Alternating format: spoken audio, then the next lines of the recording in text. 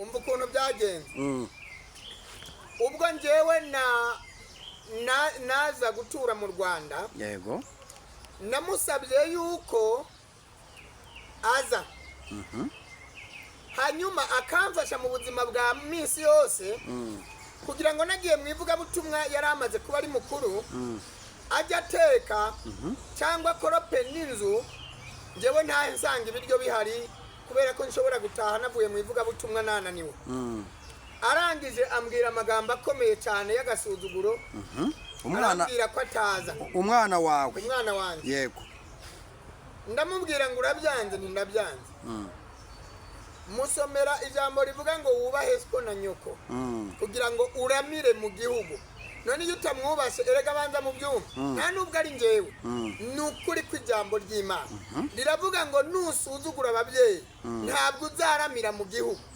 ariko nubumvira uzaramira mu gihugu kuba ataramiye mu gihugu ni uko atanyumviye naramubwiye ngo wa mwana niba ubyanze kandi njyewe numvaga nshaka ko ngufata neza tukabana nka kontrol ubuzima bwawe nawe ukumva kuri kumwe naswe yego ukaba ubyanze nta buzima ufite yego nta buzima ufite uransuzugura ati ndagusuzugura urabyumva neza yego uwo mwana rwose haciye igihe gito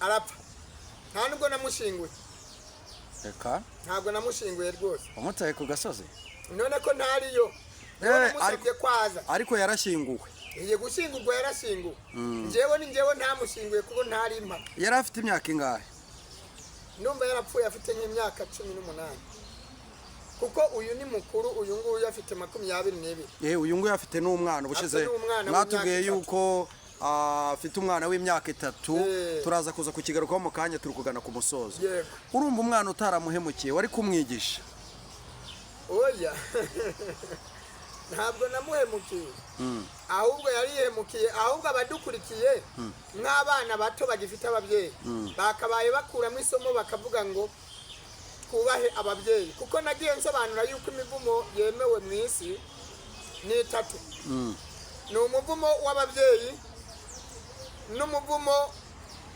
w'abakozi b'Imana hanyuma umuvumo wa 3 wanditse muri Maraki 3:8 wa muvumo murawuvumwe kuko mwibye Imana ibyaye abantu badatanga icya 10 n'amaturo uko bikwiriye yego bafite umuvumo rero ubu tuvugana njyewe nemerewe imivumo 2 nemerewe umuvumo w'ababyeyi nemerewe n'umuvumo w'abakozi b'Imana iyo mivumo yose ndayifite ku isonga ry'ururimi utitonze utagenze gato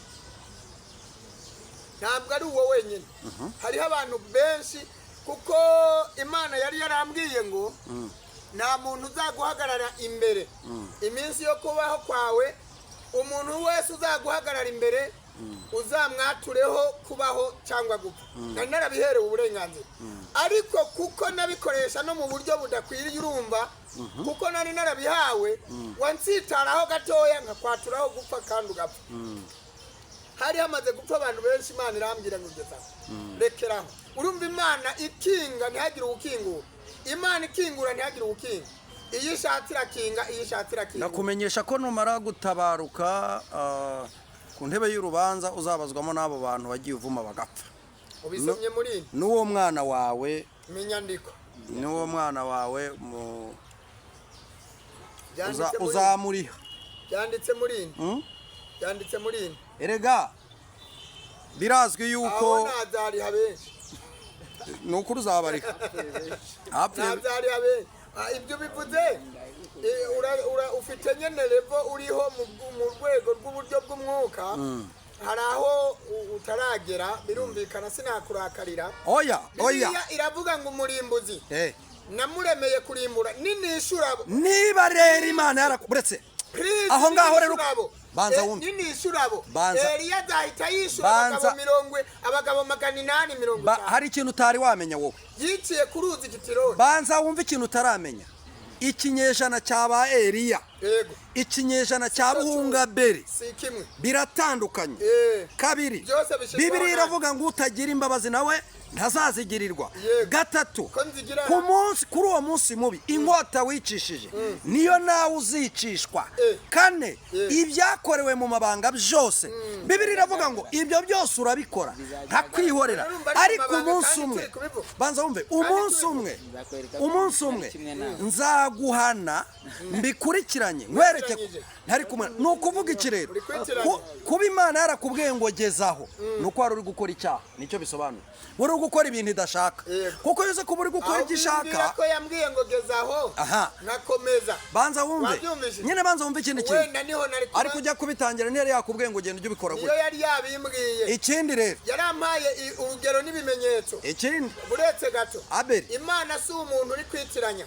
Imana iyo iguhaye ububasha irakubwira ngo kugira ngo wereke ko ndi Imana ibuguhaye, genda upime umenye neza ko ndi Imana ivuga bikaba indi Imana itabesha. Genda upimire ku bantu. Imana ivuze ngo pimira ku muntu, uranyuma neza, upimira ku muntu.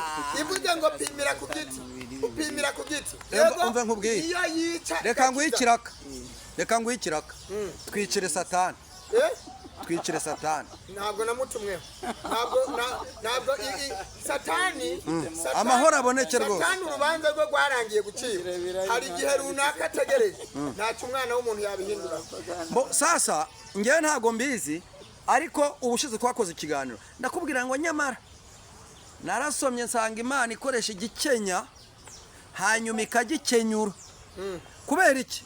Hari abantu bagenda bakora ibintu byinshi b'abakozi b'Imana, urumva, hakazamo ibikorwa byo kuvuma. Reka mbwira abakunzi bacu, ubutaha tuzakora ikiganiro kijyanye n'imivumo. Uvuma ninde, avuma mu kihe gihe, uvumwa ninde. Yego tuzabikoreho. Ariko ikintu cya mbere ni ukubabarirana no kwigisha abantu b'Imana. Ohereza wa mukobwa wacu twiganirire, Imana amahoro imuhereze umugisha. Hanyuma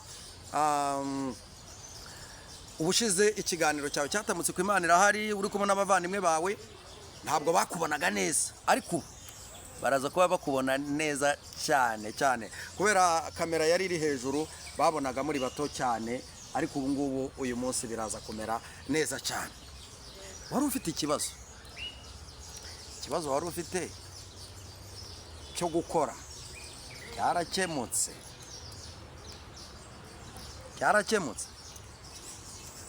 Ntabwo kirakemutse. Wari wavuze ngo harya ngo ushaka gukora iki?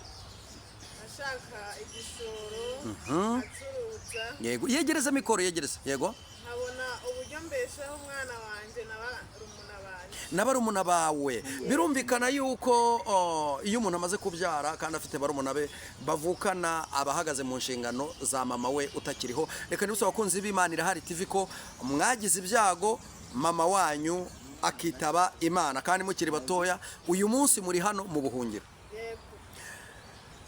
Ibintu wifuza gukora nimba atari ibanga wabitubwira? Nta kibazo. Yego. Ndifuza ibintu byo gucuruza. Yego. Bimenyereye cyane. Yego.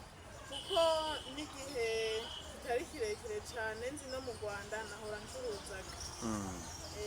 Wahora ucuruzaga. Muri make ikintu uzi ni ugucuruza. Hanyuma ufite telefone?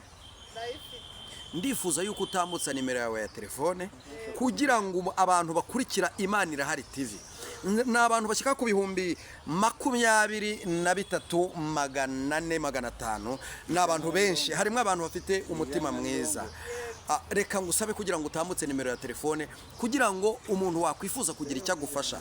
Nibutsa abantu ko ibyo dufite mu isi tuzabisiga, ariko imirimo tuyikora tukiri mu isi. Iyo umuntu amaze gupfa nta yindi mirimo abagikora. Mwafasha uyu mukobwa, murumva ko yarabyaye, nabwo ntituramenya uburyo yabyayemo, kuko uburyo abivuga avuga ko afite umwana akaba yita no kuri barumuna biwe. Bisobanuye ko hari situation itameze neza yamubayeho, tuzayiganiraho ubutaha, ariko ndifuza ko mwamufasha kugira ngo nawe ave mu rugo akore, kuko ntabwo yabaho adakora ngo bikunde. Nimero yawe ya telefone, ariko ninjya kuvuga ikintu nkavuga ngo ariko kiba gikomeye, nimba iyo nimero ibaruye mu mazina yawe niyo nshaka. Niba itabaruye mu mazina yawe ndamenya ukundi tubikora.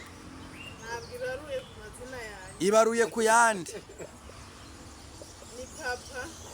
Kubera iki utagira simukadi? Noneho reka tubanze tugure simukadi. Reka mbwira abakunzi bacu bahamagare Bishop Buhunga Beri bamuha amafaranga yo kugura simukadi. Yego? Kuko nta kintu na kimwe nkeneye kigomba guca kuri inde, kuri Aberi cyangwa kuri njyewe. Sibyo? Njyewe umunyamakuru ukora ku Imana irahari. Turashaka mubanze mubone simukadi, abantu turabateguje, ubutaha tuzababwira neza ibyo ukeneye byose. Ahangaha tuzakora live abantu bose bagufashe, ariko dukeneye mbere na mbere simukadi yawe, kuko ntufite irangamuntu. Abantu bose bakoze kuri cyangwa papa wawe abanza ashake simukadi. Yego mu cyumweru gitaha ari igihe cy'amarayivu, ndifuza ko tuzaganira kugira ngo abantu bakunde bagufasha. Ariko ufite simukadi kubaruyeho, umuntu yagufasha gute simukadi itakubaruyeho? Nta wundi muntu dushaka. Iyo tugiye gukora iki gikorwa umuntu avuga nimero imubaruyeho wenyine.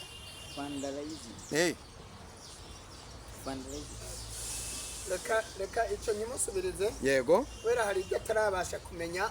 Amaze iminsi mike mu Rwanda. Yego. Afite nimero ya Tigo nayo itamubaruyeho. Yaguriwe n'undi muntu. Yego. Hanyuma na MTN mubaruyeho kugira ngo ayibone. Byafata igihe kirekire kuko ngomba kubanza kubandikisha. Bakabona uburenganzira babuhawe na HCR. Yego. Bwo kubona ubushobozi bwo kuba yakwibaruzaho simukadi. Bisaba ko abona irangamuntu. Yego. Imwanditseho kugira ngo abone bwa burenganzira bwo kuba yabona simukadi imubaruyeho. Birafata umwanya muremure. Byafata igihe kirekire. Noneho ronda byumvise. Nubwo bakisha kuyanjye iyakoresha ni iyihe? Ntabwo narya amafaranga ye. Oya, iyakoresha ni ariko iyo Tigo ayikoresha kuri WhatsApp, bakoresha Western. Noneho reka dutange nimero yawe. Urumva? Noneho uzagira icyo akora, turatanga iyawe niye. Uzagira icyo akora agomba kubimwereka kuri WhatsApp ye, nta kibazo, kugira ngo ibintu bijye biva mu rujijo. Nimero bamufashirizaho niye. Urakoze cyane. Ubundi ni yayindi ni 078 5 8 6 4 7 cyangwa se akamenyetso ko guteranya 250 78 58 64 Muhereza nimero ye uyita ku mutwe. Yego, nimero ye iri kuri WhatsApp ndakeka. Iri kuri WhatsApp. Yes, biroroshye. Iyanjye ni 07 3 8 Yego. Iboneka kuri WhatsApp. Yego, iboneka kuri WhatsApp ni 07 Yego. 07 8